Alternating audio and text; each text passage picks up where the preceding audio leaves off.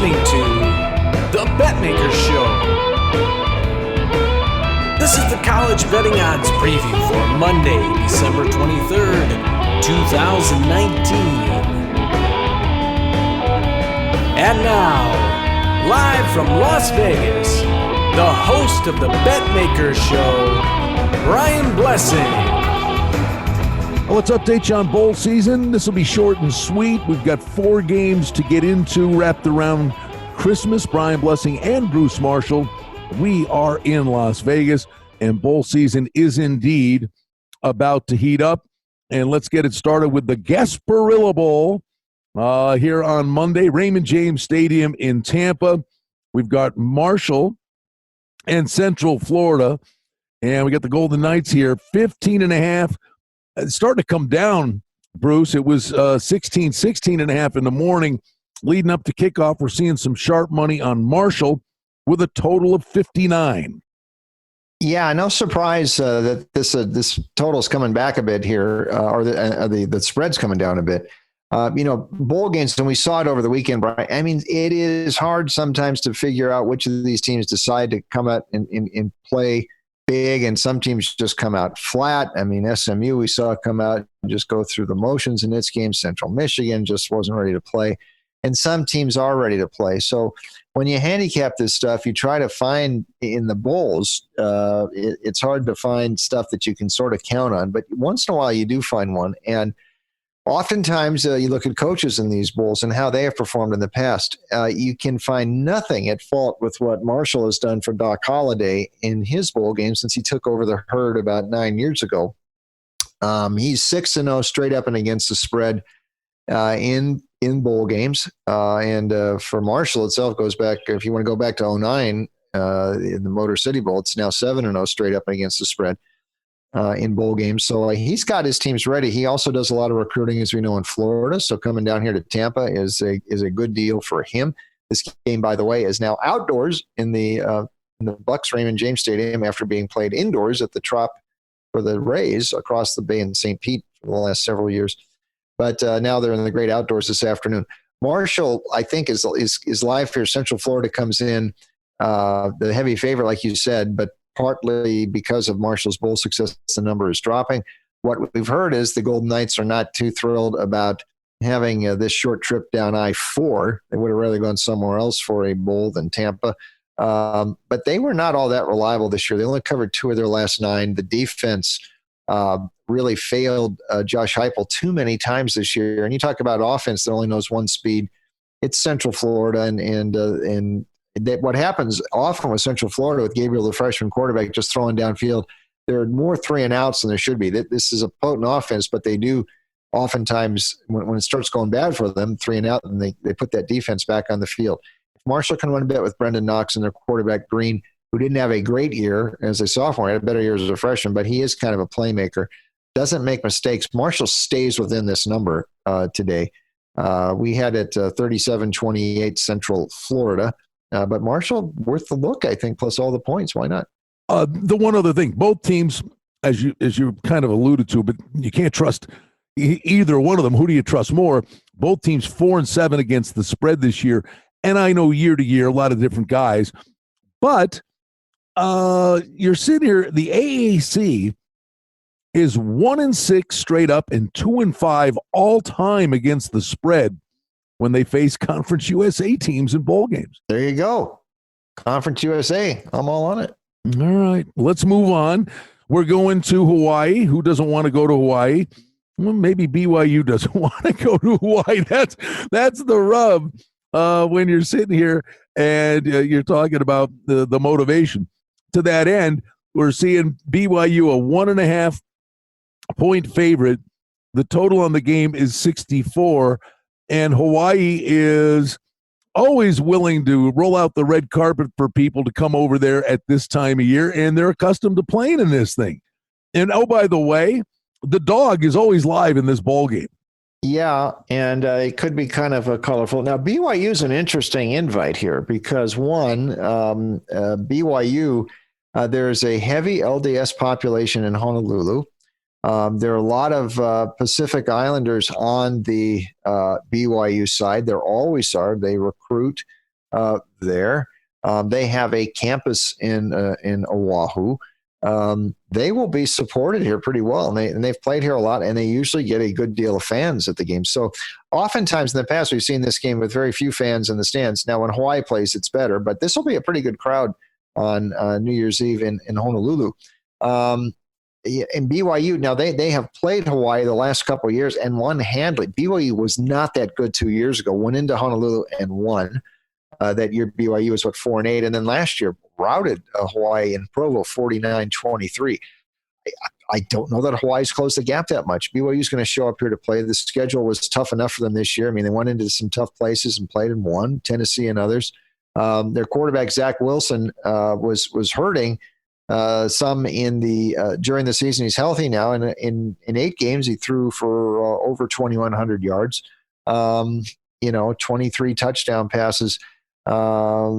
They've got some weapons offensively. I am not thrilled with what Nick Rolovich. Well, I shouldn't say I like Rolovich a lot. He was juggling his quarterbacks a lot this year. I don't necessarily think that's a good thing. McDonald is the guy who takes most of the snaps, but he was quick with the hook to put Cordero in, and that sometimes that disrupted the flow there. Hawaii does not have a great point spread number at home, and I wonder if BYU is going to be able to come in here and do it like normal. I think it will. We took BYU 35-26, so I think the Cougs are worth a look on this one. Let's make some money tonight. For outstanding information and special offerings and promotions, we invite you and encourage you to sign up for our newsletter today simply by going to the website at betmaker.com. You know what? And I all that stuff you just said, I'm in. I mean, you sold me because I didn't listen to myself. I know we talked about this last week. I thought Boise State is a good football team. They had a shot all year long to play in a New Year's Day Bowl. And I let the fact that their fans would be here talk me out of the fact. It's like coming to Vegas. I mean, coming to Vegas for Boise State. What's that? I mean, they come here all the time. They've come here all the time. Yeah. There was nothing special for them. And I think Washington just embraced it. That they went to a kind of if you want to say it was an exotic location for Washington, coming to Vegas for Boise State is like, they do it all the time. Yeah. And they've done it so much. And there's something, Hawaii is like a home base for a lot of the BYU players too. So there's a real connection to Honolulu and the islands for BYU, which I think we'll see on Tuesday. All right, the Independence Bowl. We've got Miami a 6.5 point favorite against Louisiana Tech. The total on the game is 50. Bruce, I'll just throw this out there that Louisiana Tech is 6-1 straight up and against the spread in their bowl games of late. And Miami is 2-9 straight up and against the spread in their last 11 bowl games. Is that enough to seal the deal for you? It is for me. And watching Miami play this year only adds to that.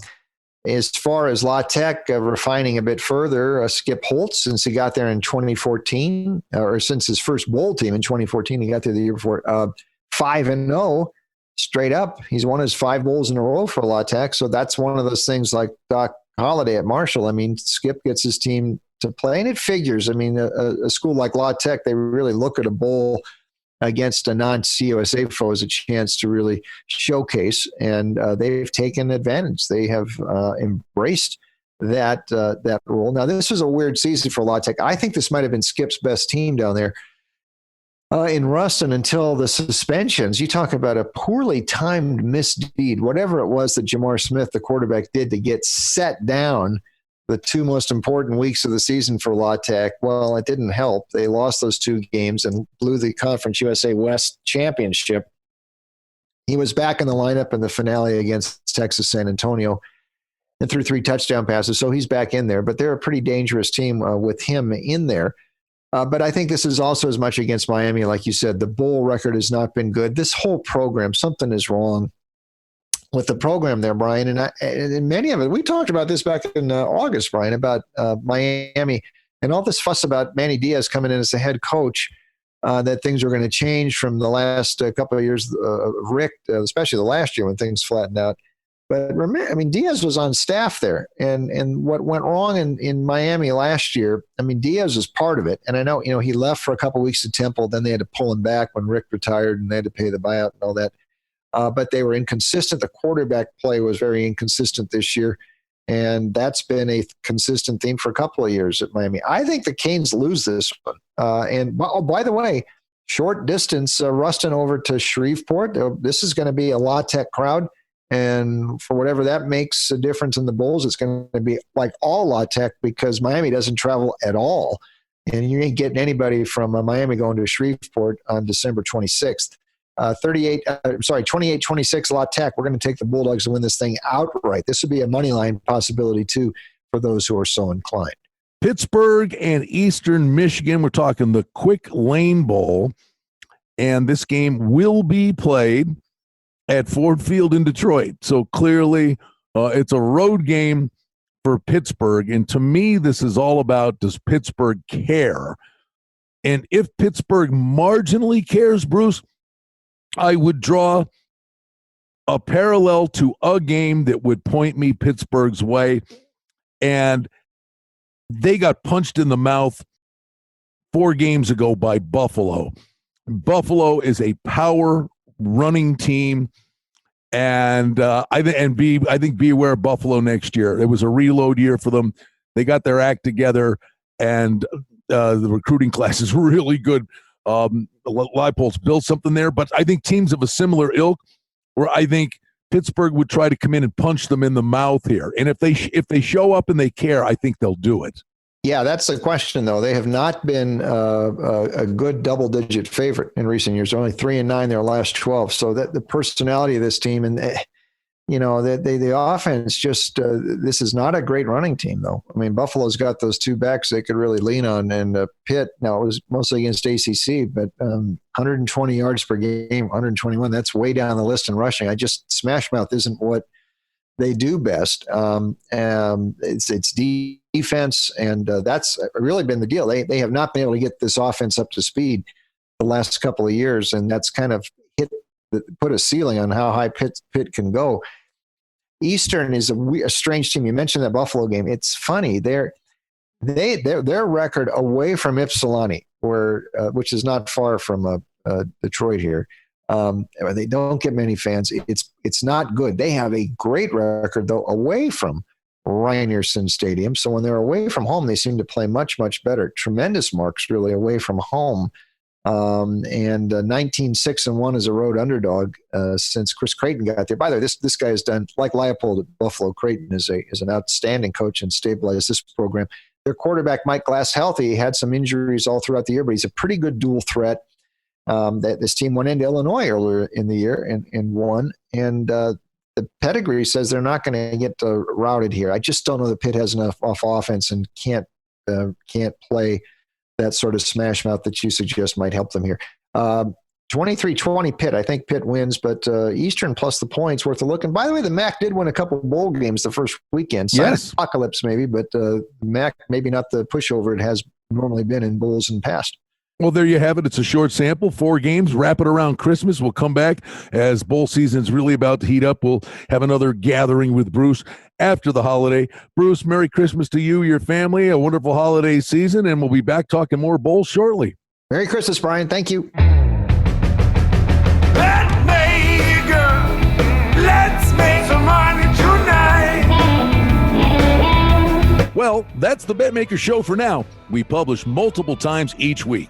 We'd like to thank you for listening, and if you liked what you heard, please take a moment to leave a rating and review, or subscribe to our show feed, or share our show with a friend or two and help us grow the show. We very much appreciate it. Visit us on the web at betmaker.com. And reminder to sign up for the newsletter. Thanks to our engineer, Darren Vandermolen, and producer, Mike Gallivan. The Betmaker Show is a production of Cardinal Marketing Incorporated. Betmaker is a registered trademark. Any rebroadcast, reproduction, or other use of this content without the express written consent of Cardinal Marketing Incorporated is strictly prohibited. The handicapping and sports odds information contained on this podcast is for entertainment purposes only. Please confirm the wagering regulations in your jurisdiction, as they vary from state to state, province to province, and country to country. Using this information to contravene any law or statute is prohibited. The podcast is not associated with, nor is it endorsed by any professional or collegiate league, association, or team. This podcast does not target and is not intended for an audience under the age of 18. If you think that you have a gambling addiction, stop this podcast now and please seek help. Gambling and betting on sports is a form of entertainment and should be about having a good time. But when done excessively, it may negatively affect other areas of a person's life, such as their physical and mental health, school or work performance, finances, and or interpersonal relationships. At Betmaker.com and the Betmaker Show, we're concerned about the addiction that gambling may cause, and for this reason, we encourage everyone to practice responsible gambling. An approach to gambling that helps you ensure that it remains an enjoyable activity. Here are the main principles of responsible gambling. Don't think of gambling as a way to make money. Always gamble with money that you can afford to lose. Set limits and stick to them. Never chase losses. Don't gamble when you're depressed or upset, and create a healthy balance. Always be aware of how much time you spend gambling or thinking about gambling. And do not allow gambling to cause you to miss out on time with family and friends or time spent on other activities you enjoy. By following these guidelines, gambling can be a good time and great entertainment. If you feel at any time that your gambling is taking away from important areas of your life, is causing you stress or depression, or is leading to financial losses that are beyond your control, please reach out for help. Learn more at responsiblegambling.org.